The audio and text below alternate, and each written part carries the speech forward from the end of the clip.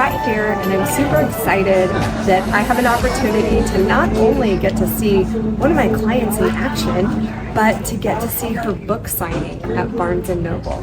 So my client, Ethel Gardner, created, this is one of her third books, it's called The Power of Pause, and it's something that we've been talking about for a long time, the last year or so, based on some of the trauma of the past and how she's, dealt with that and healed from that, really from taking a pause and taking a moment to collect herself and to get instruction for what to do next. And I think it's such a powerful book and testament of life. And it reminds me so much of the yoga tendencies of just taking a breath, taking a moment to just pause for a second and take in all the stimuli around you. But it's a really exciting book, and I'm really excited that I get the opportunity to interview her. I hope you like it.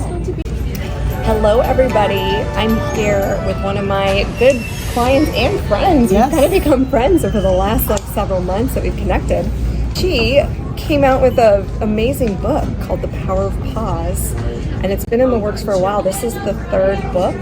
And what's always struck me about Ethel is she's always been so open about her experience in life, and we talked a lot about pause, and when it came up, she talked about this book. So we're at is this the third book signing? Yes. The third book signing at Barnes & Noble in Ontario. So I just want to chat a little bit about the book and what are some of the big components of it. So Ethel, tell me about this book. First of all, I am so grateful and humbled to be here and be a part of this whole thing. This book was birthed out of seeking a deeper understanding for my life. I had gone as far as I can go in my life, in my faith, in my belief, everything, and I was at a wit's end.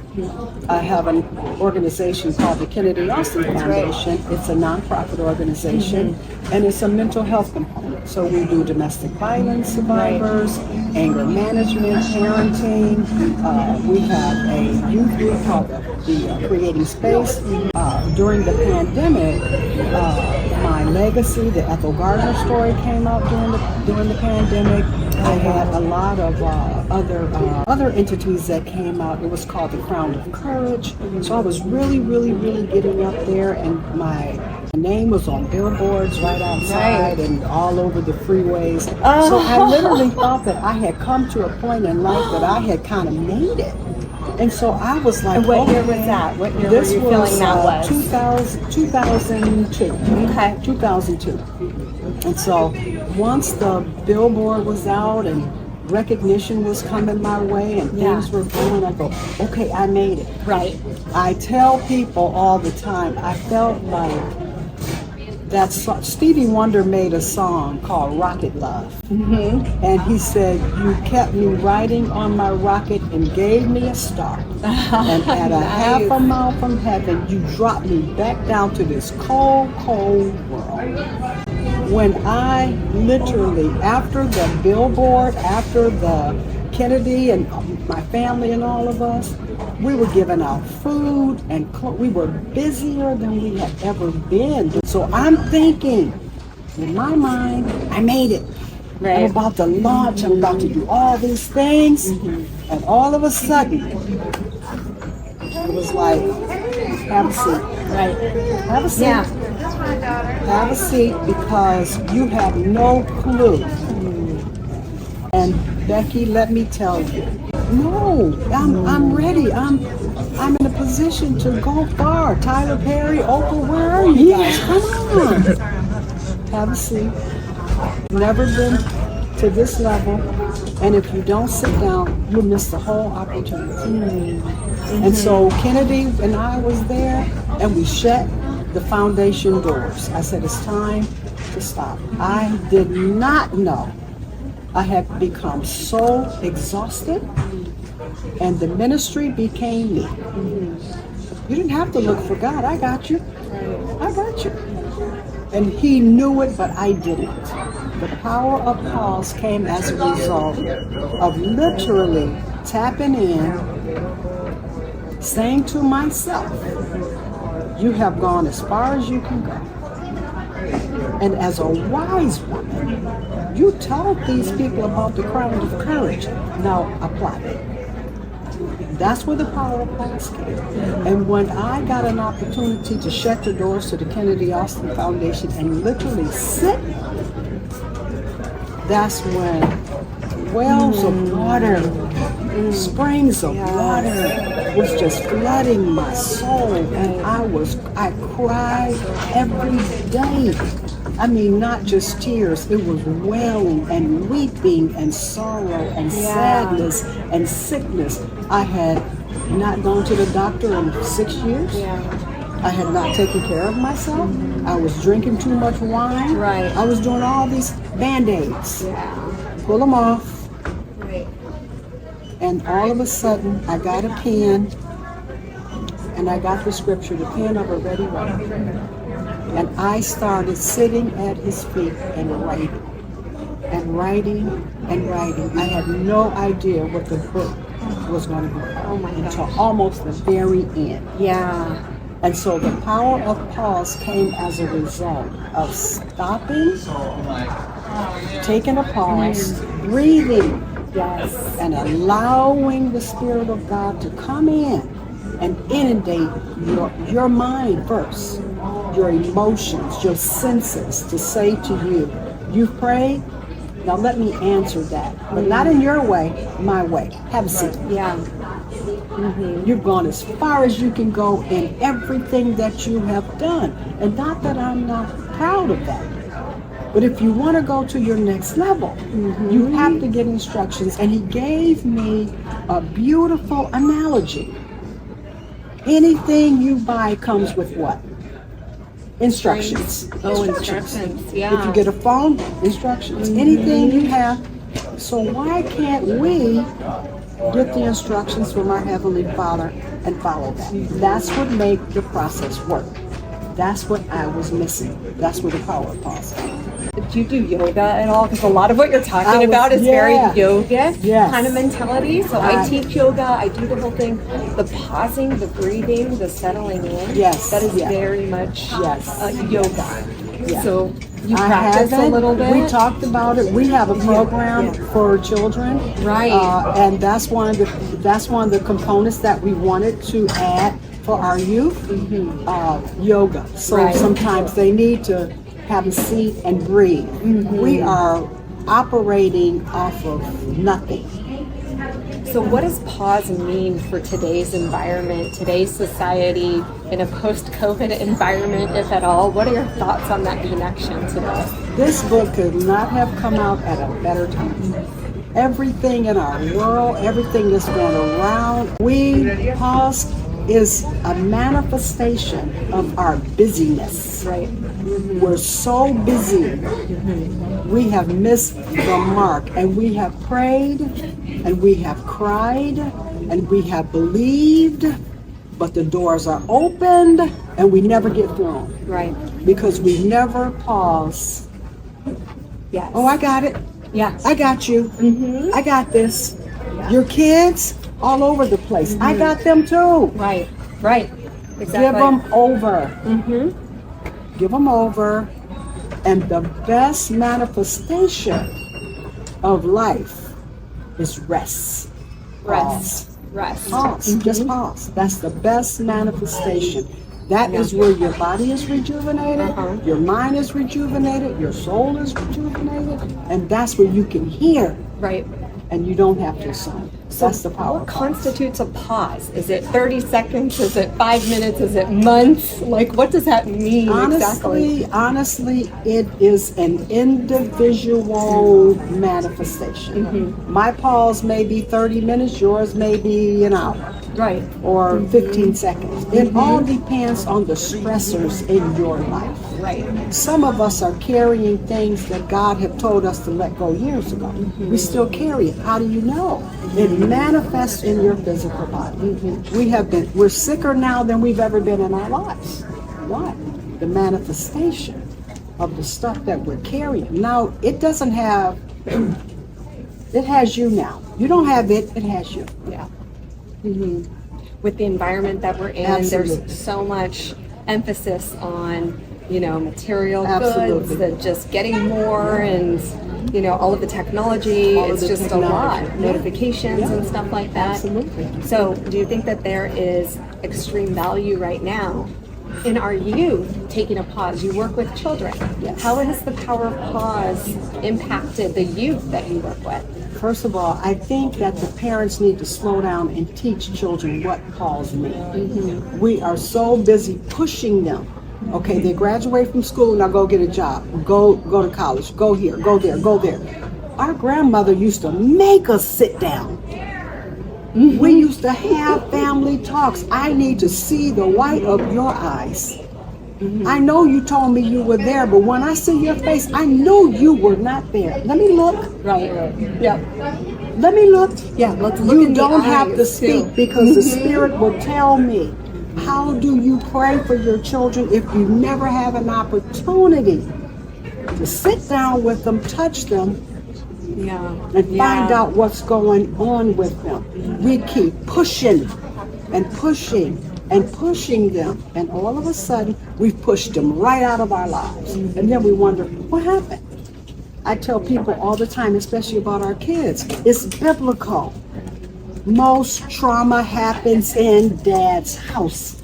It's what they saw, they take it to the streets. Yeah. We blame them for their behavior. Right. Get the root of where it came from. Right. Sometimes you have to go and take your kid's phone away and say, not today. Come holler at me. Sit down. Yeah. They will fight you, but at the end of the day, they will be so happy because they want to talk to you. Right. But you're too busy. Yeah. You're too busy. And so what happens is pause means, come on, everybody.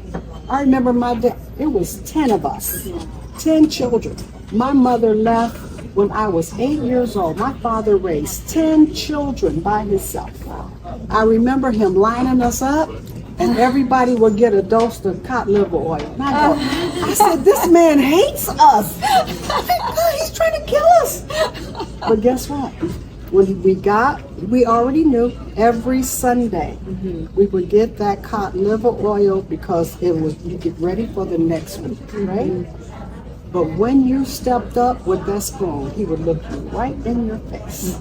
You okay? I'm okay. He said, no, you're not, but I'm going to find out more. Next. Yes. Yeah. And guess what? That evening, knock on your bedroom door, come on out, I want to talk to you. And I love that idea because We don't do it No, we don't do anymore. that enough. We don't. I connect with a bunch of mothers too who feel like they're overworked, and you have all these pressures of just, professional and personal, all of these things. Yes. And I've read you stop with your kids just a couple minutes a night to connect with them. Just to And it connect. strengthens that bond and that Absolutely. connection. That reminds me of the pause, That's the power of the pause. power We of keep going from one thing to the next all the time, but when you stop Never and stop. take that Never moment. breathe. We just keep going. Right. And our kids, it's like they're lost. So why do you think that they don't talk to you? You don't have the time. Right. And when you talk to them, you scold them about something that they Right. did. Who wants to hear that all the time? Right. How can we tell our children how much we love them? I know you're screwing up. Yes. I love you. I did the same thing. And how many parents are honest with their children to say, hey, check this out. You know what you're doing? I did the same thing. Let me tell you how that's going to work out for you. We don't do that anymore, so we make them feel like they're out of this. They're not. These kids are full of resilience, and they're full of wisdom, and they're inundated with gifts. Yeah. How can I talk to my mom when she's so busy?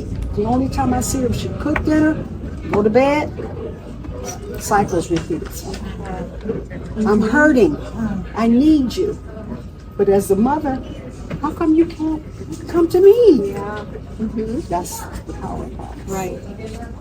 So you talked a little bit about trauma too. Trauma is a huge topic. Yes, it's become even more so after the pandemic and during the pandemic. Do you think that some of the pause that we had during that time period, it was almost like a forced pause. And you and I spoke about it over the phone a lot. We did. How do you feel that people are handling some of that, welling of emotion or whatever that might be because of that forced pause and where we are today? It is absolutely a reality. And sometimes it's a reality in a negative way, and sometimes it's a reality in a positive way. Sometimes we don't know that we needed to pause. Right, yeah. We're clueless.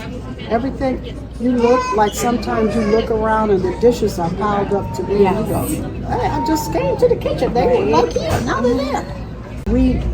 The pandemic gave us all a reality of life. And it made us sit down long enough. You can't go to a happy hour. You're going to the bar. You're not going to all these things, so have a seat. Right. And sometimes, I'm going to tell you the honest to God truth, sometimes the worst scenario for us is dealing with ourselves. Why would I sit down to deal with me? I'm running from me. I'm dealing with other people and helping other people. I can help you all because I'm not dealing with this. Right. It's too painful. And what's going to come out of it?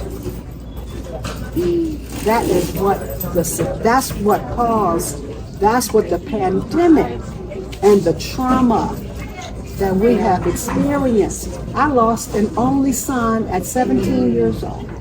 Yeah. Getting prepared for him to go to college. Yeah. He had every scholarship for football. I was like, okay, here's my ticket to ride. His daddy wasn't no good.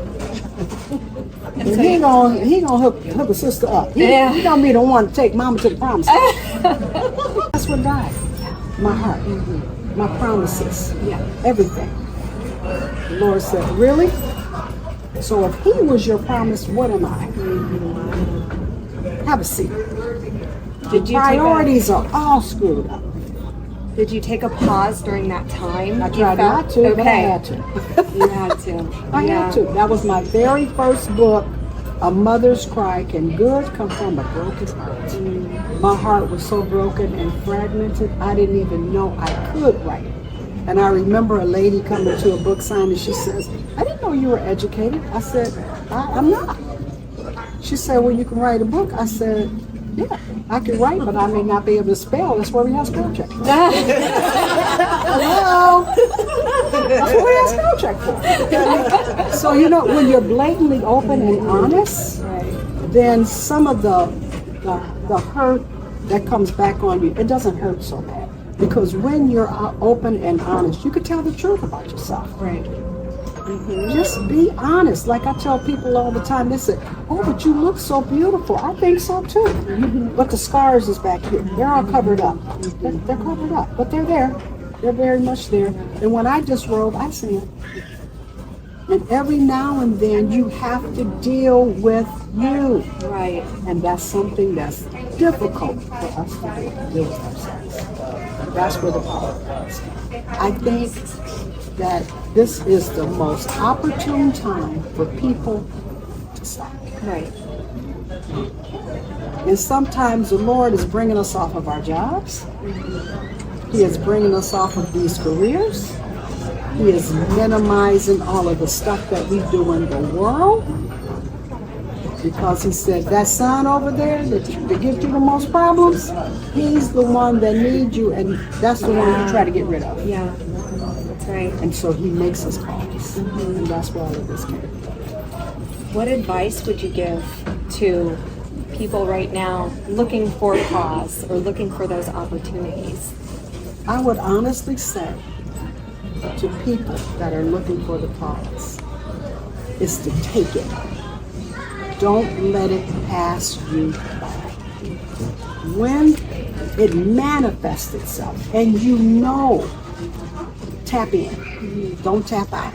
Tap in and allow it to orchestrate and dictate and launch you into your next level of life. Because you prayed for it. But guess what? We can't control how it comes. And that's what we always try to do. Just pause. Just relax. All hands on deck. Well, I'm really excited about this. I read the first couple pages already, It's a and I was already tearjerker. like, oh, Yeah. oh my God. Oh yeah, oh yeah, I could already absolutely. feel it. It is truly a tearjerker. I mean, I picked it up the other day and I put it down. I Right. was like, okay, I'm not going to read it right now. But it's a true blessing, and I think right now it can really minister to your heart, to your purpose, to your promises. Right now, this book could not have come out at a better time, and I'm so grateful.